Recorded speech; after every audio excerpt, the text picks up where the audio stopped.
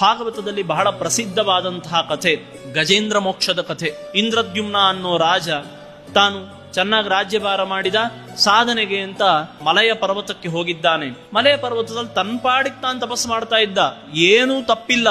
ಆದರೆ ಅವನು ಕಣ್ಣು ಮುಚ್ಚಿ ತಪಸ್ಸು ಮಾಡ್ತಾ ಇದ್ದಾಗ ಎದುರಿಗೆ ಅಗಸ್ತ್ಯರು ಬಂದ್ರು. ಅವ್ರು ಬಂದಿದ್ದು ಅವನು ಗೊತ್ತಾಗ್ಲಿಲ್ಲ ನಿಜವಾಗ್ಲು. ಆದರೆ ನಾನು ನಿನ್ನ ಮುಂದೆ ಓಡಾಡ್ಕೊಂಡಿದ್ರು ಕೂಡ ನನ್ನಂಥ ಅವನು ಬಂದಾಗ ಎದ್ದು ನಿಲ್ಲಿಲ್ಲ.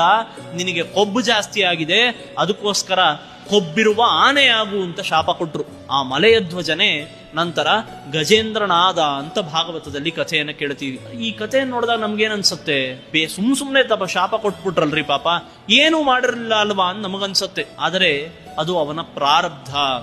ಋಷಿಗಳು ಕೇವಲ ತಮ್ಮ ಬಗ್ಗೆ ತಾವಲ್ಲ, ಎಲ್ಲರ ಬಗ್ಗೆಯೂ ಚೆನ್ನಾಗಿ ತಿಳಿದಿರ್ತಾರೆ. ಇಂದ್ರದ್ಯುಮ್ನನ ಪ್ರಾರಬ್ಧ ಈ ರೀತಿ ಇದೆ. ಅವನು ಆನೆ ಆಗಬೇಕು, ಒಂದಿಷ್ಟು ಕಾಲ ಆ ಆನೆ ಹೆಂಡತಿ ಮಕ್ಕಳ ಜೊತೆ ಕಳೀಬೇಕು, ನಂತರ ದೇವರ ಅನುಗ್ರಹದಿಂದ ಒಳ್ಳೆ ಲೋಕಕ್ಕೆ ಹೋಗಬೇಕು.